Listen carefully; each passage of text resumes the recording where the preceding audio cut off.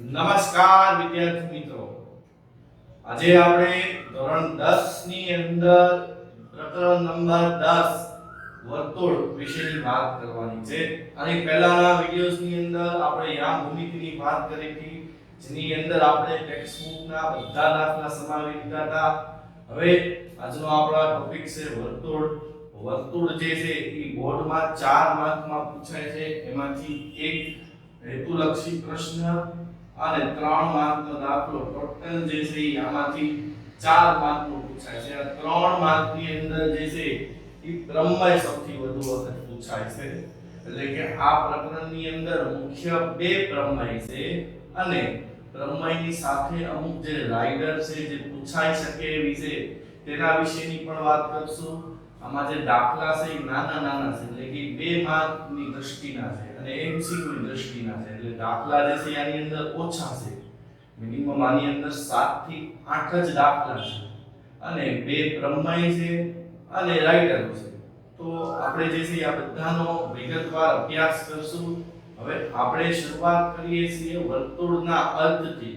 વર્તુળમાં ત્રિજ્યા કોને કહેવાય, વર્તુળમાં વ્યાસ કોને કહેવાય, છેદિકા કોને કહેવાય, પછી સ્પર્શક કોને કહેવાય, એની બધી વાત આપણે આજે કરશું. આજે આપણે ખાલી વર્તુળનો બેઝિક કન્સેપ્ટ સમજવાનો છે અને એના આધારે એના જે એમસીક્યુ વીએસક્યુ ના જે સવાલ છે એ કેવી રીતે પૂછાય છે અને એના જવાબ કેવી રીતે લખવાના તેના વિશેની વાત કરશું. તો હવે જે છે એ આપણે શરૂઆત કરીએ. તો પહેલા હું જે છે વર્તુળનો અર્થ સમજાવું. આપણું બોર્ડ પણ એક સમતલ છે, પણ એક સમતલ દોરું છું. સમતલમાં કોઈ નિશ્ચિત બિંદુએથી, સમતલમાં કોઈ નિશ્ચિત બિંદુએથી સમાન ધન અંતરે આવેલા બિંદુઓના ગણને વર્તુળ કહે છે. સમતલમાં એ નિશ્ચિત બિંદુઓ છે. સમતલમાં કોઈ નિશ્ચિત બિંદુએથી સમાન ધન અંતરે આવેલા બિંદુઓના ગણને વર્તુળ કહે છે. ફરીથી કહી દઉં, સમતલમાં કોઈ નિશ્ચિત બિંદુએથી સમાન ધન અંતરે આવેલા બિંદુઓના ગણને વર્તુળ કહે છે. આ વર્તુળની વ્યાખ્યા છે જે તમારે જાતે લખવાની છે. આજે આજનું તમારું હોમવર્ક હશે કે આ જેટલી હું વ્યાખ્યા અહીંયા બોલી છે બધી વ્યાખ્યા તમારે જાતે લખીને રાખવાની. હવે આ વર્તુળની વ્યાખ્યા, વર્તુળની અંદર જે છે એ પહેલું આ ઓય. તો આ ઓય ને શું કહેવાય? તો પહેલું એને કહેવાશે ત્રિજ્યા. હવે ત્રિજ્યાની વ્યાખ્યા તમે 9માં ભણીને આવ્યા છો, ફરીથી તમને સમજાવી દઉં. જે રેખાખંડનું એક અંત્ય બિંદુ વર્તુળનું કેન્દ્ર હોય, એક અંત્ય બિંદુ વર્તુળનું કેન્દ્ર હોય અને બીજું અંત્ય બિંદુ વર્તુળ પરનું બિંદુ હોય તેવા રેખાખંડને ત્રિજ્યા, વર્તુળની ત્રિજ્યા કહે છે.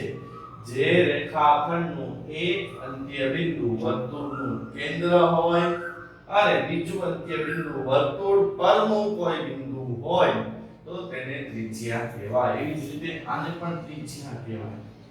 એક બિંદુ અંત્ય બિંદુ અને બીજું વર્તુળ પરનું, આને પણ ત્રિજ્યા કહેવાય. આને પણ ત્રિજ્યા કહેવાય. આ આખું તો વ્યાસ બની જશે, જેની હમણાં આપણે વાત કરશું. તો આ ત્રિજ્યા હતી. હવે આપણે વ્યાસ જોઈએ.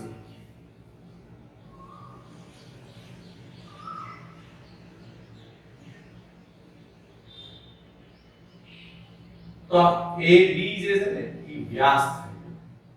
વ્યાસ એટલે જે રેખાખંડ વર્તુળના કેન્દ્રમાંથી પસાર થતી હોય, જે રેખાખંડ વર્તુળના કેન્દ્રમાંથી પસાર થતા હોય તેને વ્યાસ કહે છે. અથવા તો જે જીવા વર્તુળના કેન્દ્રમાંથી પસાર થાય તેને વ્યાસ કહેવાય. હવે જીવા વિશેની વાત આપણે હમણાં કરશું. પહેલા આપણે જીવા લઈ લઈએ, પરંતુ વ્યાસને આપણે લઈ લો. ત્રિજ્યા સાથે સંલગ્ન છે એટલે તો જે જીવા વર્તુળના કેન્દ્રમાંથી પસાર થાય એને આપણે વ્યાસ કહીએ છીએ. હવે જે વ્યાસ છે ને એ વર્તુળને બે સમાન ભાગમાં વિભાજિત કરે છે. વ્યાસ એ વર્તુળને બે સમાન ભાગમાં વિભાજિત કરે છે. વ્યાસ એ વર્તુળની સૌથી મોટામાં મોટી જીવા છે. વ્યાસ જે છે બીજી બધી જીવાઓ હોય એ બધી નાની હોય. વ્યાસ એ વર્તુળની સૌથી મોટામાં મોટી જીવા છે. તમને ખાલી જગ્યાની અંદર પૂછાય કે વર્તુળની સૌથી મોટામાં મોટી જીવાને શું કહેવાય, તો એને વ્યાસ તરીકે ઓળખવામાં આવે છે. અને વ્યાસ અને ત્રિજ્યાનો સંબંધ, તો કે વ્યાસ બરાબર 2 ગુણ્યા ત્રિજ્યા. વ્યાસ બરાબર 2 ગુણ્યા ત્રિજ્યા. વ્યાસને ડાયામીટર d કહેવાય, ત્રિજ્યાને રેડિયસ r કહેવાય, એટલે d = 2r. આ ઇક્વેશન બને, સિમ્પલ સૂત્ર બને. વ્યાસ બરાબર 2 ગુણ્યા ત્રિજ્યા. તો આ વ્યાસની વાત કરી. હવે એની પછીને આપણે લઈએ જીવા.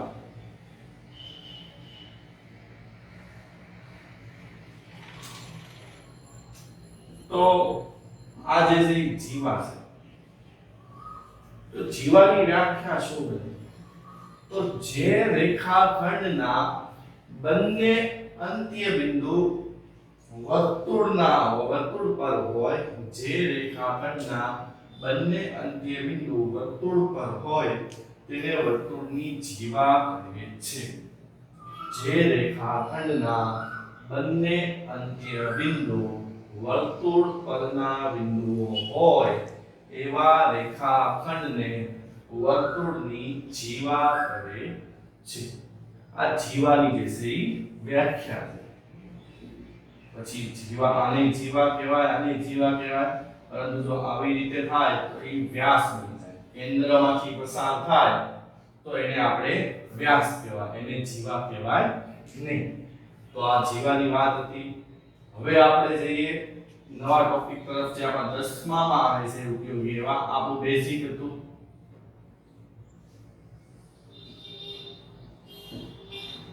હવે આ બધી રેખાખંડ, આ બધું રેખાખંડ. હવે રેખા, આને કહેવાય રેખા. તમને ખ્યાલ તો હશે જ કે આને રેખા કહેવાય, આને કિરણ કહેવાય, અને આને રેખાખંડ કહેવાય. આવું બધાને ખબર જ હોય, નવમું ભણ્યા હોય એટલે. હવે જીવા આપણે છેદિકા, આને છેદિકા કહેવાય છે. જે રેખા વર્તુળને બે બિંદુઓમાં છેદતી હોય, બે ભિન્ન બિંદુઓમાં છેદતી હોય, જે રેખા વર્તુળને બે ભિન્ન બિંદુઓમાં છેદતી હોય તેવી રેખાને આપણે છેદિકા કહેવાય. જે રેખા વર્તુળને બે ભિન્ન બિંદુઓમાં છેદતી હોય તેવી રેખાને વર્તુળની છેદિકા કહેવાય. આ તમને સવાલ છે આપણા પાઠ્યપુસ્તકનો, કે જે રેખા વર્તુળને બે ભિન્ન બિંદુઓમાં છેદતી હોય તેવી રેખાને શું કહેવાય? તો તેવી રેખાને આપણે છેદિકા કહેવાય. તો આ છેદિકાની વ્યાખ્યા, બે ભિન્ન બિંદુઓમાં જે રેખા છે, તે રેખાખંડ છે, તે જીવા કહેવાય, અને આને છેદિકા કહેવાય.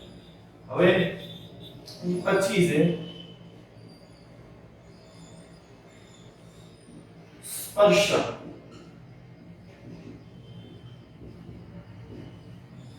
જે રેખા વર્તુળને એક બિંદુમાં છેદે, જે રેખા વર્તુળને એક જ બિંદુમાં છેદે તેવી રેખાને સ્પર્શક કહે છે. અને જે બિંદુએ સ્પર્શે એને સ્પર્શ બિંદુ કહેવાય.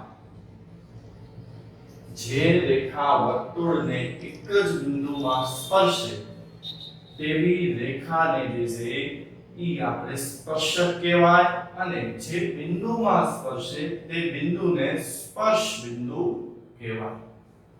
હવે સ્પર્શકની વાત કરું તો આપણા આ ધોરણ 10 માં મુખ્ય ટોપિક જ સ્પર્શક છે. સ્પર્શકને આધારે જ આપણે આખું પ્રકરણ જે છે સમજવાનું છે કે ભાઈ સ્પર્શકોનો ઉપયોગ કેવી રીતે થાય છે, ઈ ક્યાં 90 નો ખૂણો બનાવે છે અને એના આધારે વર્તુળને કેવા ભાગોમાં વિભાજિત કરે છે. એટલે આપણો જે 10મા ધોરણનો મુખ્ય ટોપિક છે ને ઈ વર્તુળનો સ્પર્શક છે. કે ભાઈ વર્તુળનો સ્પર્શક કેવી રીતે હોય, શું હોય, તેના વિશેનું આપણે મુખ્ય સમજવાનું. વર્તુળના સ્પર્શકો. તો આ જે છે સ્પર્શક આપણે સમજ્યું. હવે એક બિંદુમાંથી આપણને એક સવાલ છે, એક બિંદુમાંથી કેટલા સ્પર્શકો પસાર થઈ શકે? તો એમાં અનંત આવે. જો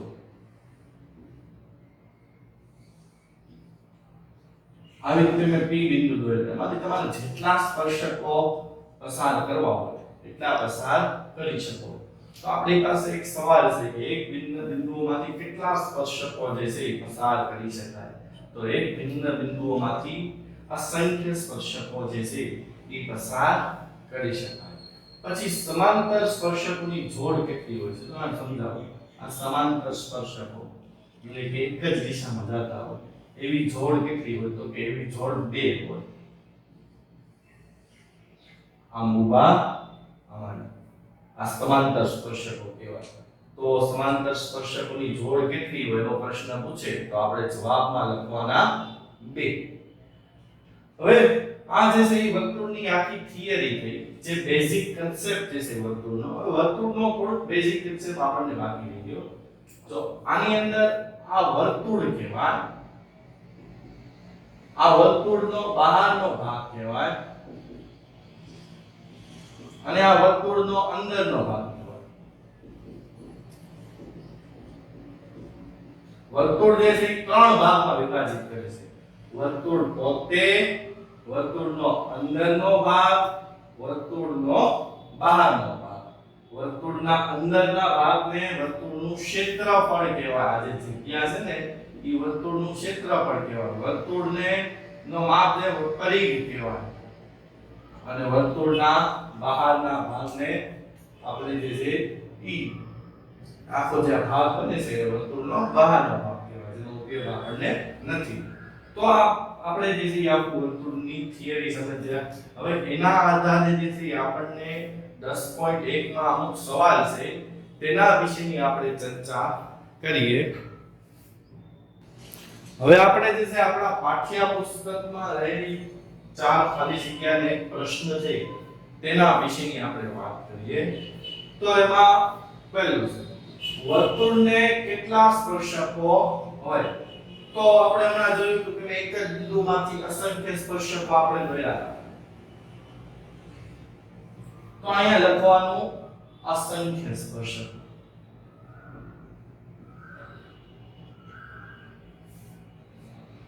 તો આ પહેલો જવાબ મળ્યો આપણને. હવે બીજો પ્રશ્ન કે સ્પર્શક વર્તુળને ખાલી જગ્યા બિંદુમાં છેદે છે. તો સ્પર્શક જે છે એ વર્તુળને કેટલા બિંદુમાં છેદે? તો કે એક જ. આયા લખવાનું એક અને માત્ર એક બિંદુમાં. એક અને માત્ર એક જ બિંદુમાં છેદે છે. તો આ સ્પર્શકની વાત એક જ બિંદુમાં છેદે છે. એના આધારે જે છે એ તમને આનો જવાબ લખી નાખો કે ભાઈ વર્તુળ અને સ્પર્શકના સામાન્ય બિંદુને શું કહે છે? એટલે કે વર્તુળ અને સ્પર્શકના સામાન્ય બિંદુને આપણે કહીએ છીએ સ્પર્શ બિંદુ. તો આમાં આપણે લખશું સ્પર્શ બિંદુ. વર્તુળ અને સ્પર્શકના સામાન્ય બિંદુને શું કહેવાય? તો વર્તુળ અને સ્પર્શકના સામાન્ય બિંદુને સ્પર્શ બિંદુ કહેવાય. તો મેં લખ્યું સ્પર્શ બિંદુ. પછી ત્રીજો સવાલ, વર્તુળના બે ભિન્ન બિંદુઓની છેદતી રેખાને શું કહે છે? વર્તુળમાં બે ભિન્ન બિંદુઓમાં છેદતી રેખાને આપણે શું કીધું હતું? તો કે છેદિકા. તો આપણો આનો જવાબ આવશે છેદિકા. જો રેખાની જગ્યાએ રેખાખંડ હોત તો આનો જવાબ થઈ જાય જીવા. રેખાની જગ્યાએ જો શબ્દ રેખાખંડ આવી ગયો હોત તો ઈ થઈ જાય આપણી માટે જીવા. હવે એની પછી વર્તુળને વધુમાં વધુ સમાંતર સ્પર્શકો હોય તો મેં તમને સમાંતર સ્પર્શકો દોરી દીધા. તો એમાં આવશે 2 વધુમાં વધુ 2 સમાંતર સ્પર્શકોની જોડ હોય તો આવી રીતે જે છે વિદ્યાર્થી મિત્રો આના MCQ અને ખાલી જગ્યામાં તમને પ્રશ્ન પૂછાઈ શકે હવે આપણે હજી એક સ્વાધ્યાયમાં જે પ્રશ્ન છે જે થિયરી સ્વરૂપનો છે જેને આપણે જે છે ઈ સોલ્વ કરીએ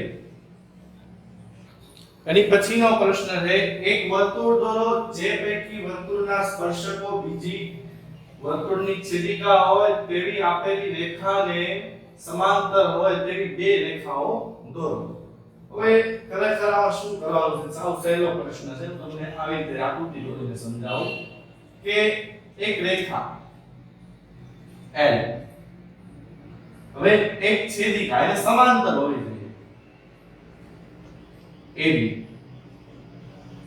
પછી એક સ્પર્શક ઈ સમાંતર હોવો જોઈએ PT તો આ ત્રણેય જે છે ઈ સમાંતર છે હવે આની ત્રણેયની પહેલા વાત કરવાના છે O કેન્દ્ર વાળું વર્તુળ પહેલા તો O કેન્દ્ર વાળું વર્તુળ પછી L એ આપેલી રેખા પછી જે છે AB જે છે છેદિકા છે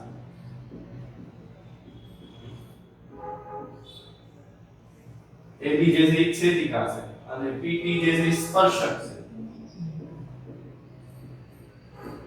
જેમાં P જે છે T જે છે સ્પર્શ બિંદુ કહેવાય હવે જો L સમાંતર સમાંતર એટલે એક જ દિશામાં જાય L સમાંતર AB છે L સમાંતર PT છે તેથી L સમાંતર AB સમાંતર PT એટલે કે આ છેદિકા લખતું આપણને તો છેદિકા અને સ્પર્શક અને આપેલી રેખા તો આ રેખા છેદિકા અને સ્પર્શક આ ત્રણ એકબીજાને સમાંતર છે એવી રીતે આપણે આ આકૃતિ બનાવવાની અને આપણે દર્શાવી દેવાનું આ બધી વસ્તુ એટલે તમારો પ્રશ્નનો જવાબ સંપૂર્ણપણે પૂરો થઈ જાય તો વિદ્યાર્થી મિત્રો આજનો આપણા ટોપિકની અંદર જે છે આપણે વર્તુળની પ્રાથમિક માહિતી અને એના અમુક ખાલી જગ્યાને તેના પ્રશ્ન સોલ્વ કર્યા આની પછીના વિડિયોની અંદર આપણે જે છે એ બે બ્રહ્માંડ અને એક રાઇડર ભણવાની છે તો ઈ જે છે આપણને 3 માર્કમાં ઉપયોગી થવાની છે એટલે એમાં જે છે એ ખાસ ધ્યાન રાખવાનું આ તમને હેતુલક્ષી પ્રશ્નમાં બધા પ્રશ્નો પૂછાવાના છે આ જેટલા પ્રશ્ન છે તમને હેતુલક્ષીમાં ઉપયોગ થવાના છે હવે આજે આપણે વિડિયોના અંતમાં જે છે હોમવર્ક નથી જોડવાના આપણે હોમવર્કની જગ્યાએ તમારે આજના બધાની વ્યાખ્યા લખવાની છે કે વર્તુળ ત્રિજ્યા જે હું બોલ્યો તમને સ્ટાર્ટિંગમાં એ પ્રમાણે ત્રિજ્યા સ્પર્શક સ્પર્શ બિંદુ પછી છેદિકા વ્યાસ અને જીવા આ આટલી વ્યાખ્યાઓ જે છે સાત ઈ તમારે લખવાની છે અને તમારે જે છે ઈ પાઠ્ય પુસ્તકના જે આપણે MCQ ને સોરી ખાલી જગ્યા ને બધું જોયું તેની તમારે પ્રેક્ટિસ કરવાની હવે આપણે નેક્સ્ટ વિડિયોની અંદર આના જે પ્રમેય છે તેના વિશેની આપણે વાત કરવાના છીએ થેન્ક યુ વિદ્યાર્થી મિત્રો